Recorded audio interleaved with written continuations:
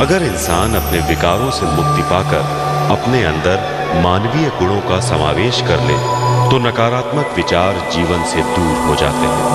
मगर इस लक्ष्य को कैसे प्राप्त किया जाए, यही संदेश दिया प्रजापति ब्रह्म कुमारी ईश्वरीय विश्वविद्यालय के प्रणेता दादा लेखराज जी ने।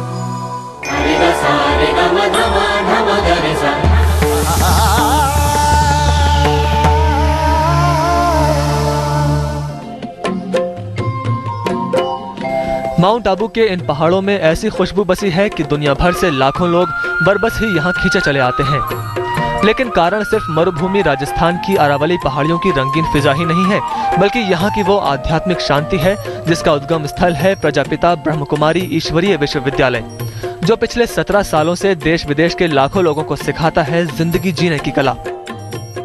तो आध्यात्मिकता वो चीज़ है जो अपने अंदर की ओर ले जाता है और अंदर की खोज में हम तत्पर होते हैं और एक प्रकार से संतुष्टता और खुशी आनंद ये सब मिल पाता है। तो लेकिन कोई भी एक लेबल नहीं होता कि इंडियन ये कोई हिंदू है, मुसलमान है, क्रिश्चियन है।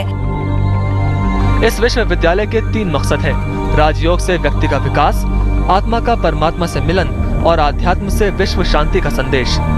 और आज ये संदेश जाति, देश और धर्म की सीमाओं को लांघ चुका है। आध्यात्म की इस सुंदर परंपरा की शुरुआत हुई कराची में सन 1936 में, जब 60 साल के दादा लेखराज को सांसारिक बंधनों को तोड़ने और परमात्मा के संदेश को जन जन तक पहुंचाने का ईश्वरीय संदेश प्राप्त हुआ। इस पर अमल करते हुए 1937 में एक ट्रस्ट की नींव रखी गई और दादा ने अपनी सारी संपत्ति उसके नाम कर दी। इस ट्रस्ट में सिर्फ महिलाओं यानी माताओं और बहनों की ही भूमिका पर जोर दिया गया। वो परंपरा आज भी कायम है और आज दादी जानकी इस आध्यात्मिक मिशन की अग्रदूत और मुख्य प्रशासिका हैं। दादा लेखराज को प्रजापिता ब्रह्मा की अलौकिक उपाधि से विभूषित किया गया। मान्यता के मुताबिक उनके जन्म को ब्रह्मा की वाणी से उच्चारित महावाक्यों से हुए पुनर्जन्म की संज्ञा दी गई। इसलिए हमें कहना पड़ता आप सबको कि कल वो दिन आएगा, आप ये जानेंगे कि हमारा प्यारा भगवान इस दुनिया को परिवर्तन करने लिए ये ईश्वरीय विश्वविद्यालय रची है और इसके द्वारा वो स्वर्ग आएगा, उसका नाम है स्वर्ग। 1950 में दादा लेखराज कराची से आबू आए।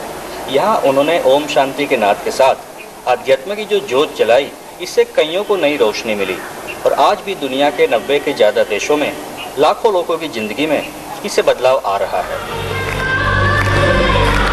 आज इस संस्था से जुड़े लोग ब्रह्म कुमार और ब्रह्म कुमारी के नाम से जाने जाते हैं और इस संस्था को जाना गया प्रजापिता ब्रह्म कुमारी ईश्वरीय महाविद्यालय के नाम से।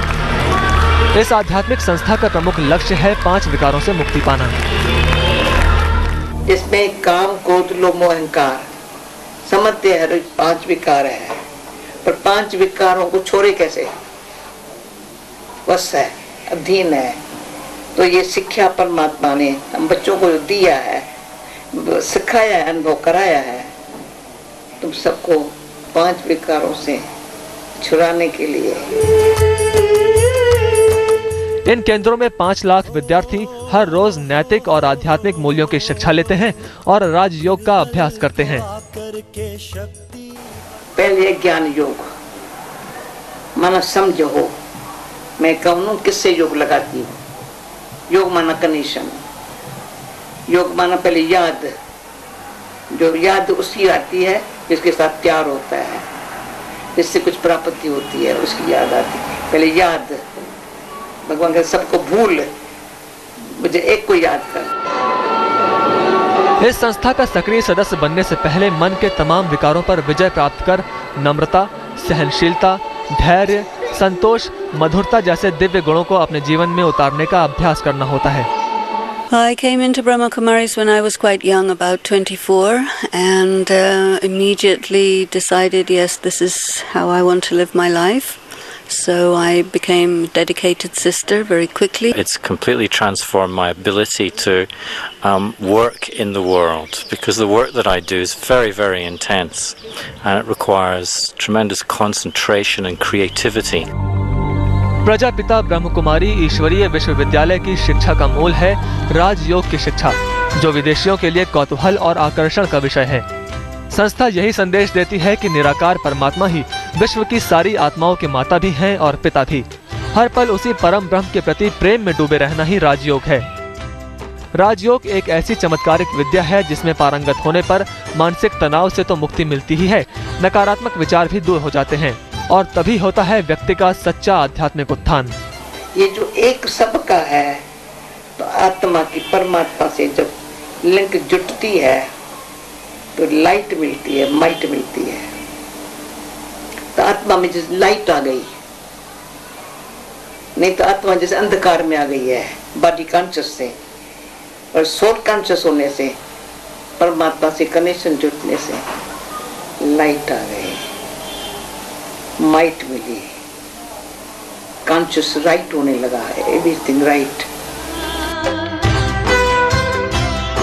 राजयोग के सिद्धांत और इसके अभ्यास का असर यहाँ के परिवेश में साफ नजर आता है। यहाँ से जुड़े हर व्यक्ति के रोजमर्रा के क्रियाकलापों में राजयोग की छाया साफ दिखाई देती है, फिर चाहे वो संस्था की व्यवस्था से जुड़ा कोई काम हो या फिर रसोई घर का। राजयोग ही यहाँ की जीवन प्रणाली को संचालित करने वाली शक्ति है। 70 साल पहले आध्यात्मिक क्रांति की शक्ल में जो बीज बोया गया, वो आज एक विशाल आध्यात्मिक वट वृक्ष का रूप धारण कर चुका है, जिसकी शीतल और अलौकिक छांव में दुनिया के तमाम मुल्कों के असंख्य लोग अपने जीवन के वास्तविक अर्थ को समझते हैं। सीधे सादे शब्दों में जिंदगी की तमाम गुत्थियों का जो आसान हल यहाँ सुझाया जाता है, शायद वही कारण है कि आज इस संस्था को पूरी दुनिया में सम्मान की नजर से देखा जाता है। धीमंत पुरोहित, आबू, आज तक।